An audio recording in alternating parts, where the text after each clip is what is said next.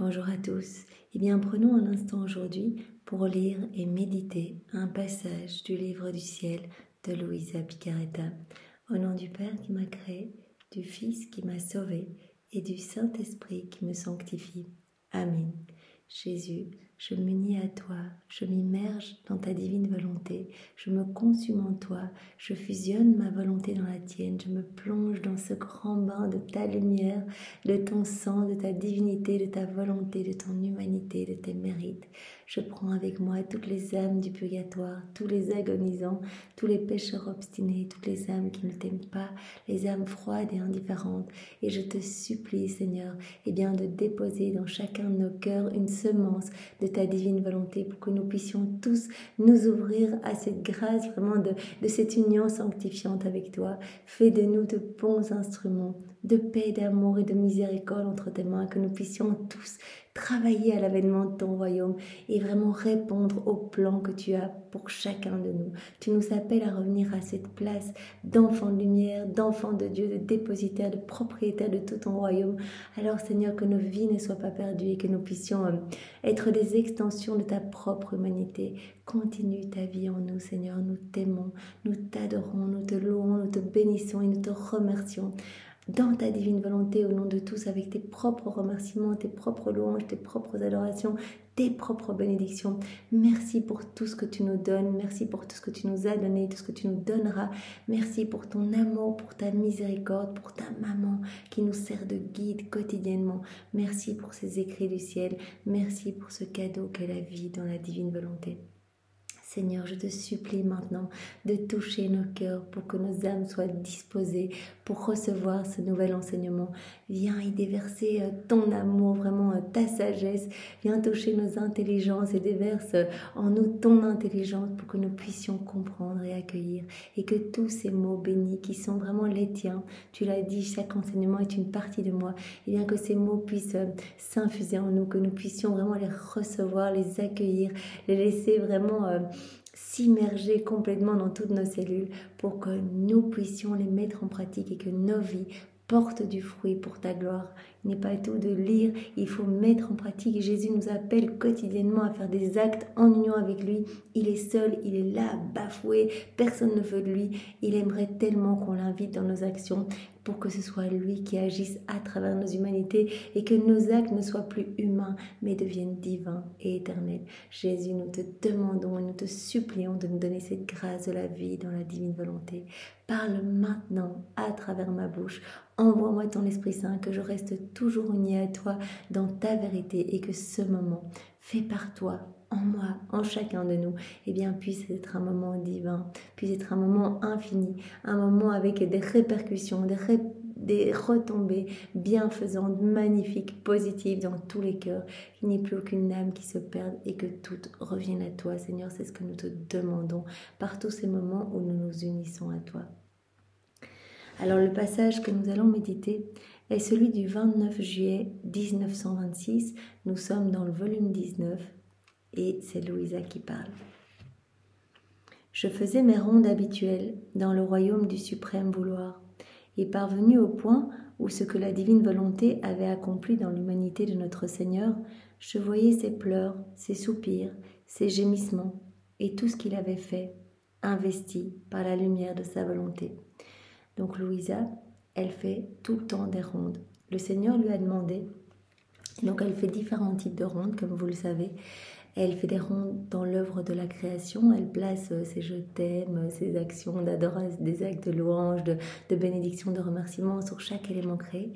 Elle fait des actes dans l'œuvre de la sanctification, donc elle vient vraiment placer son amour dans chaque sacrement pour rencontrer l'Esprit Saint gémissant et pleurant dans les sacrements et lui apporter réparation au nom de tous.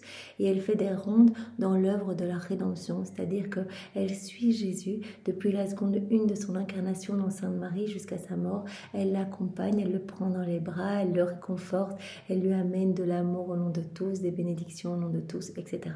Donc là, elle est en train de faire une ronde dans l'œuvre de la rédemption. Elle est avec Jésus et elle le voit gémissant, souffrant, vraiment rempli d'amertume et de douleur. Et elle voit vraiment tous ces gémissements, tous ces pleurs investis par la lumière de sa divine volonté.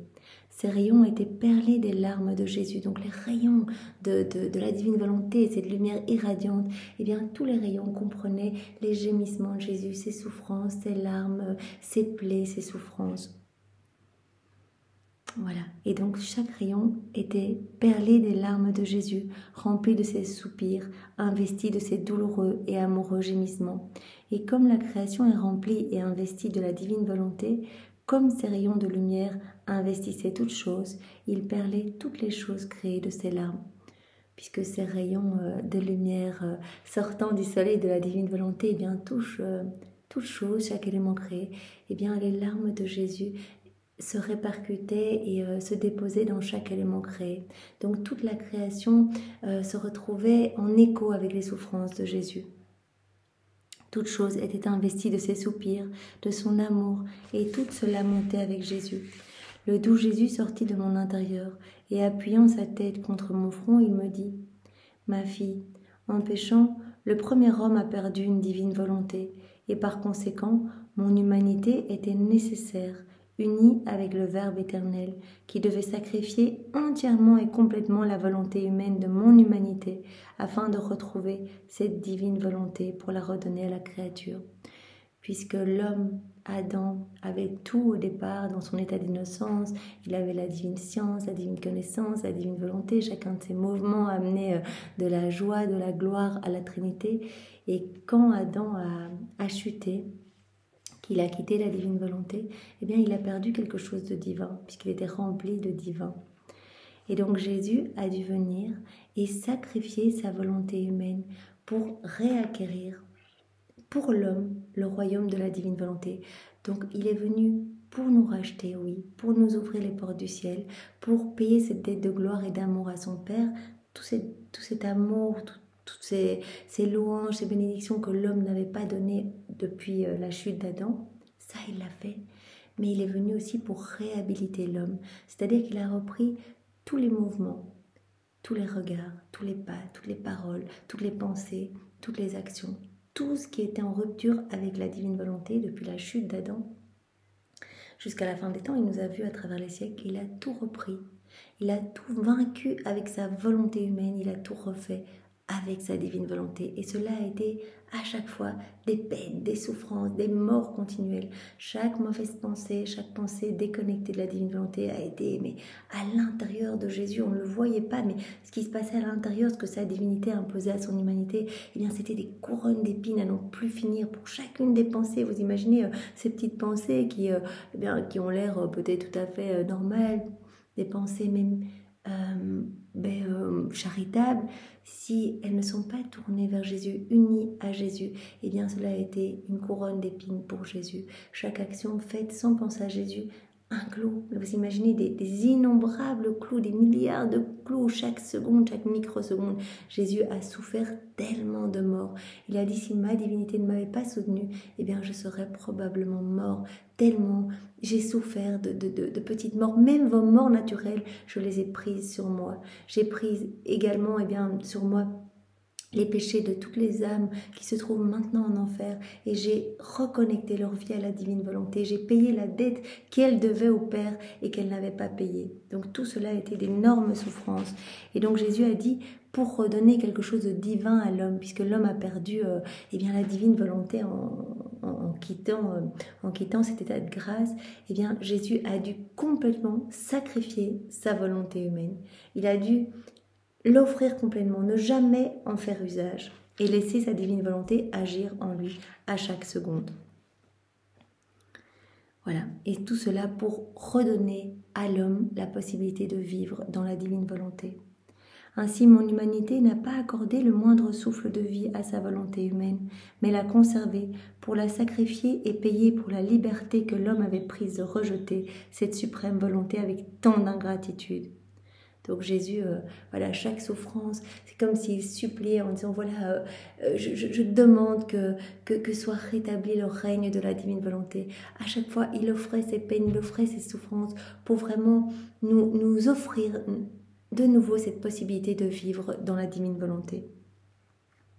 L'homme qui avait rejeté la divine volonté avec tant d'ingratitude et en la perdant, il avait perdu tous ses biens, son bonheur, son empire, sa sainteté, tout avait disparu.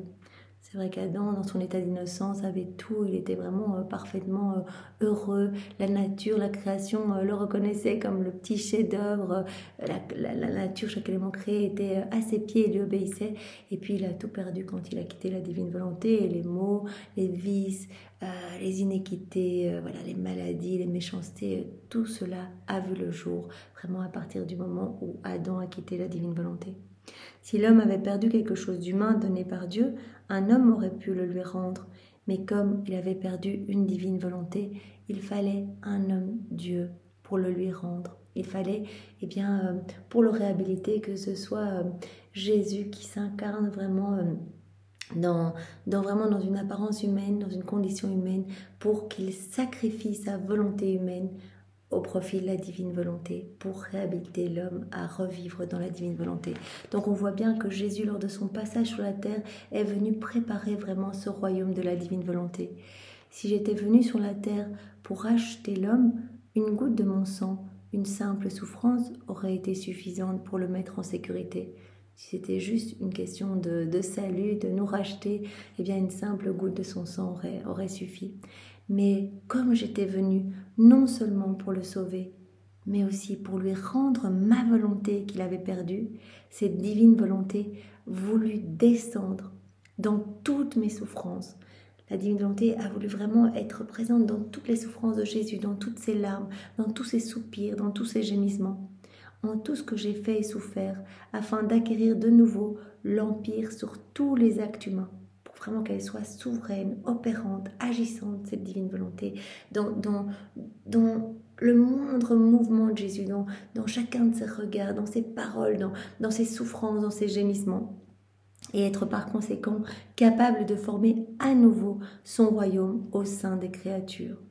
Ainsi, petit enfant, lorsque je pleurais, gémissais et me lamentais, ma divine volonté, plus qu'un rayon de soleil, investissait toute la création de mes larmes, de mes gémissements et de mes soupirs. Voilà, chacun des mouvements de Jésus, chacun des gémissements, chacune de ses larmes, etc., était porté comme écho dans la création, et donc toute la création gémissait avec Jésus, pleurait avec Jésus, vivait avec Jésus. Tout était vraiment comme un miroir de ce que Jésus ressentait. Les étoiles, le soleil, le ciel constellé, la mer, la petite fleur, tous pleuraient, gémissaient, soupiraient, parce que la divine volonté présente en moi était la même que celle qui régnait dans toute la création. Voilà, la divine volonté, c'est un acte unique et éternel d'amour qui comprend tout. Donc tout ce que Jésus faisait dans la divine volonté avait des répercussions partout dans toute l'œuvre de la création. Et par conséquent, naturellement, les étoiles pleuraient, le ciel gémissait, le soleil se lamentait, la mer soupirait. La lumière de ma volonté apportait son écho dans toutes les choses créées, répétant mes actes et tenait compagnie à leur Créateur. Donc toute la création, le soleil, les étoiles, chaque grain de sable, chaque feuille, chaque petit insecte, chaque animal, quand Jésus pleurait, vivait ses souffrances, vraiment dans ses fibres les plus intimes, toute la création venait en écho pleurer au pied de la Trinité et implorer vraiment que Dieu redonne les clés pour vivre dans le royaume de la divine volonté, que Dieu réinstaure la divine volonté, le royaume de la divine volonté sur la terre. Oh, si tu connaissais l'assaut que la divine majesté recevait en écoutant mes pleurs, mes gémissements et mes soupirs dans toute la création, toutes les choses créées, animées par ma volonté, se prosternaient aux pieds du divin trône et l'assourdissaient de leurs gémissements, lui arrachaient des larmes, imploraient sa pitié par des soupirs et des prières, et mes souffrances se répercutant en elles, les rassemblaient pour capituler devant les clés du ciel et imploraient que le royaume de la divine volonté puisse à nouveau venir sur la terre. Donc c'est comme si chaque élément créé, en écho avec les peines de Jésus, se prosternait aux pieds de l'Éternel et suppliait pour Dieu, pour que l'homme soit réhabilité à vivre dans le royaume de la divine volonté.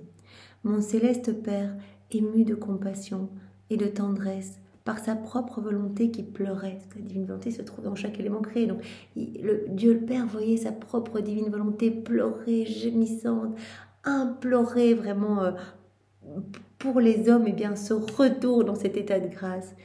Mon Père, ému de compassion et de tendresse, par sa propre volonté qui gémissait, priait et souffrait dans toutes ses œuvres, rendit à nouveau les clés de son royaume. Mais par mesure de sûreté, il le plaça dans mon humanité, afin qu'en temps voulu, il puisse le rendre à nouveau à la famille humaine. Donc Jésus a préparé tout le royaume de la divine volonté, il en a reçu à nouveau les clés pour nous réhabiliter à vivre dedans. Mais ce n'était pas encore le moment. Donc Jésus n'a fait que parler en paraboles, en symboles, en images, etc. Il dit, je ne pouvais pas tout donner d'un coup. Il fallait vraiment que je parle de manière très facile pour toucher les cœurs. Et maintenant, c'est le moment où je peux donner tous ces enseignements magnifiques. Chaque enseignement est une vie divine, une douche de lumière qui vient vous transformer et vous permettre vraiment de vivre à nouveau dans cette union magnifique avec moi, vraiment de m'inviter dans vos actions. Par mesure de sûreté, et donc vraiment, il le plaça dans mon humanité afin qu'en temps voulu, donc le royaume de la divine volonté est placé dans l'humanité de Jésus, afin qu'en temps voulu, il puisse le rendre à nouveau à la famille humaine. D'où la nécessité pour moi de faire les actions humaines et de descendre dans l'ordre des actions humaines, parce que ma divine volonté devait reprendre son empire et substituer l'ordre de sa divine volonté dans tous les actes des créatures. Tu vois alors combien ce royaume m'a coûté. On peut s'imaginer combien cela a coûté à Jésus. Vraiment, c'est important de lire dans les écrits du ciel, dans les 24 heures de la Passion, tout ce que Jésus a réparé depuis la seconde 1 de son incarnation. Jésus déjà dans le ventre de sa maman avec sa petite couronne d'épines, avec tous les attributs de la Passion, les flagellations à n'en plus finir. Jésus en parle bien. Et vraiment, nous n'en avions pas connaissance avant les écrits du ciel, avant les écrits de Louisa, donc les 24 heures de la Passion. On n'en avait pas connaissance. On ne pensait qu'à la Passion de Jésus en nous remémorant toutes ses souffrances, son couronnement d'épines, cette flagellation atroce, etc. Mais Jésus a dit, mais cette passion-là, ces 24 dernières heures, c'était rien, c'était une ombre, c'était un soulagement par rapport à tout ce que j'ai vécu pendant ces 34 années en comptant vraiment le moment où je me suis incarnée dans le sein de ma maman. Donc vraiment, vous pouvez comprendre et voir tout ce que ce royaume de la divine volonté m'a coûté, tout ce que cela m'a coûté de vous obtenir, de vivre à nouveau dans le royaume de la divine volonté. Et avec quelle souffrance j'ai racheté l'homme et j'ai obtenu cette grâce de cette union avec moi, vraiment de cette union sanctifiante. C'est pourquoi j'aime tellement ce royaume de la divine volonté et je veux à tout prix l'établir au sein des créatures. Et moi, mais dis-moi, mon amour, si tout ce que tu as fait était investi par l'unité de la lumière du vouloir suprême, et que cette volonté est une, et ne peut être ni détachée, ni séparée de ses actes, la création n'est plus seule, mais à la compagnie de tes actes, de ton amour, de tes gémissements. Il n'y a pas par conséquent le silence sépulcral dont tu m'as parlé. Jésus a dit, rappelons-nous, il avait parlé à Louisa de l'importance de faire ses rondes dans l'œuvre de la rédemption, donc d'aller placer je t'aime, je t'adore, je te loue, je te bénis dans chaque élément créé pour répondre à l'amour de Dieu qui se trouve présent, pour répondre à cette divine volonté qui est vraiment esselée, qui se sent vraiment mise de côté, pour répondre à cet amour divin et vraiment être dans ce flux et reflux d'amour. Jésus avait dit à Louisa, prête ta bouche, prête tes paroles, fais tout cela en union avec moi et c'est moi qui viendrai prier à travers ta bouche, prête vraiment ta voix à toute la création pour vraiment faire retentir ton amour partout et que tout résonne de cet amour brûlant qui est mon amour en toi.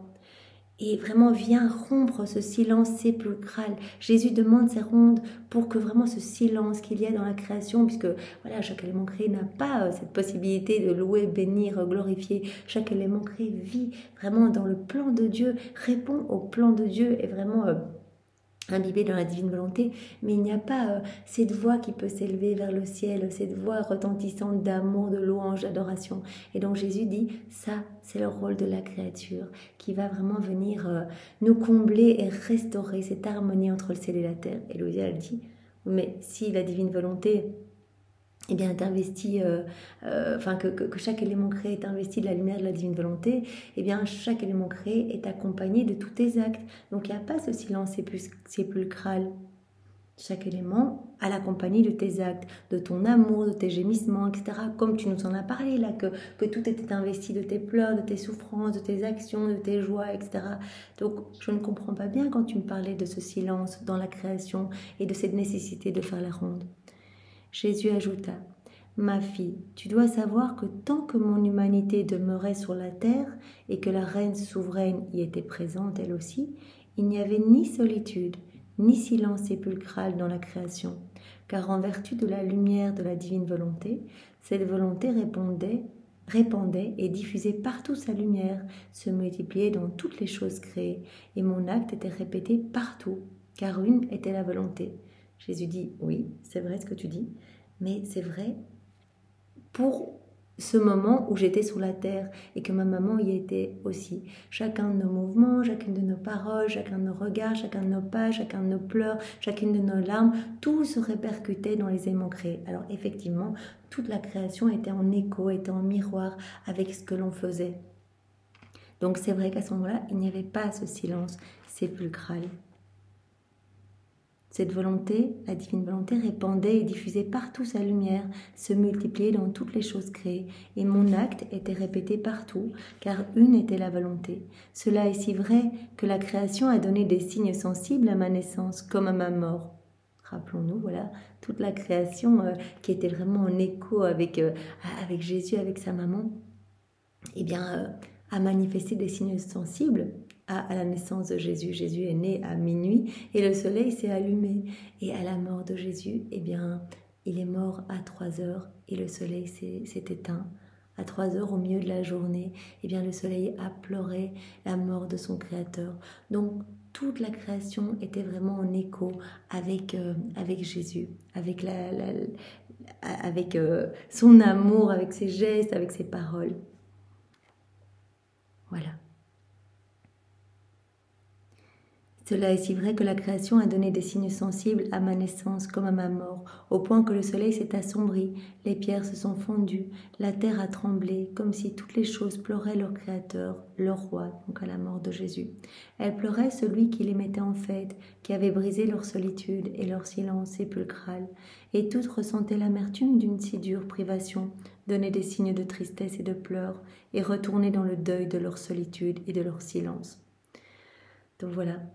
Toute la création a pleuré la mort de Jésus, qui les mettait en fête, qui les animait, qui les faisait être vraiment dans cet élan d'amour, de reconnaissance et de louange, et qui brisait leur solitude et leur silence. En fait, comme je quittais la terre, celui qui à la lumière de ma volonté émettait la voix, qui en formant l'écho rendait la création parlante et opérante, n'était plus là. C'était Jésus qui vraiment plaçait sa voix par ses mouvements conscients et inconscients, plaçait sa voix dans tous les éléments créés. À sa mort, eh bien, il n'était plus là et donc la nature est retournée vraiment dans son silence. Il en était comme de ces instruments en métal qui, avec art, enregistrent la voix de celui qui parle ou qui chante.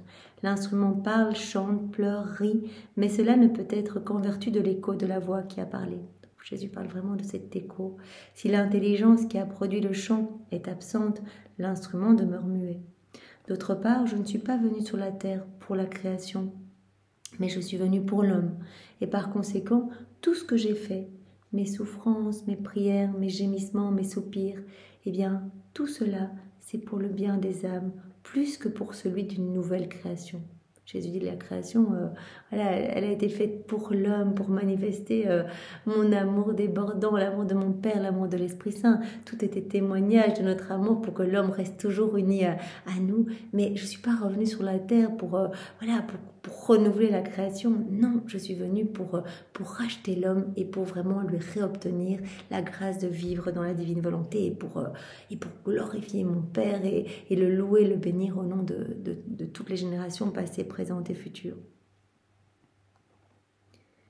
Voilà, je ne suis pas venue sur la terre pour la création, mais pour l'homme. Et par conséquent, tout ce que j'ai fait, c'est pour le bien des âmes, plus que pour celui d'une nouvelle création.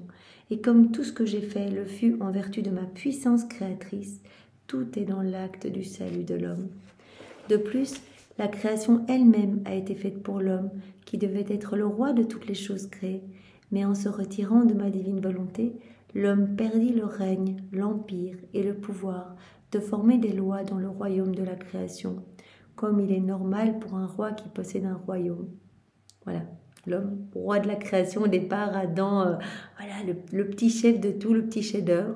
Et bien, quand il a quitté la divine volonté, il a perdu également sa royauté, et donc la création ne l'a plus reconnu comme son roi en fait. Et donc la création est devenue petit à petit, chaque élément créé est devenu hostile à l'être humain. Ayant perdu l'unité de la lumière de ma volonté, il n'était plus capable de régner. Il n'y avait plus ni force, ni empire, ses lois n'avaient plus de valeur. La création était pour lui comme un peuple qui se rebelle contre son roi et se moque de lui.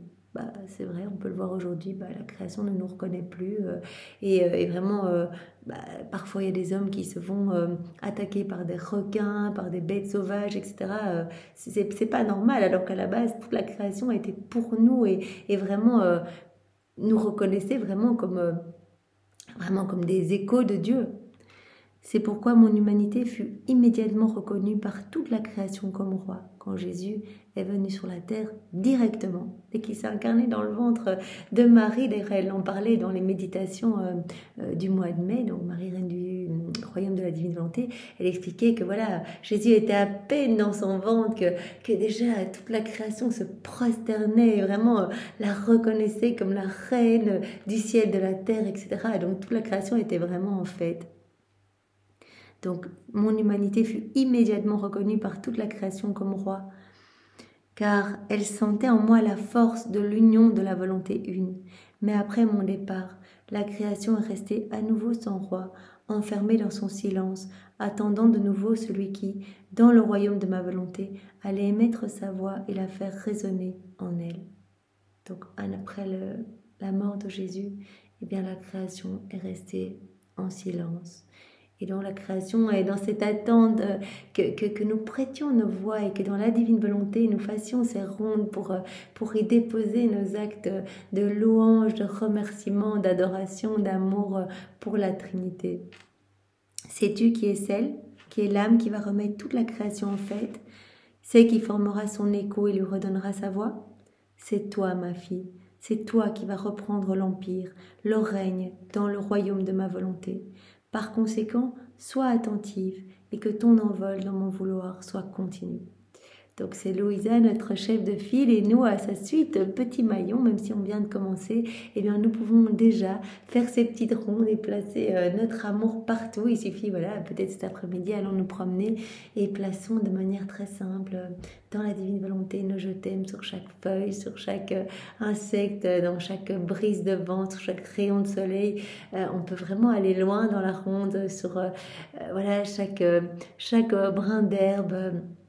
Voilà, on peut faire cela à l'infini. Plaçons notre amour au nom de tous ceux qui ne donnent pas d'amour pour faire parler la création et vraiment qu'il y ait cette douce harmonie entre les hommes et la Trinité, que nous puissions vraiment rendre à la Trinité bien l'amour, l'honneur et la gloire qui lui est due. Merci Seigneur de faire de nous ce qu'il te plaira. Sois loué, béni et glorifié au nom de tous. Au nom du Père et du Fils et du Saint-Esprit. Amen. Soyez tous bénis. Passez une belle journée. Au revoir.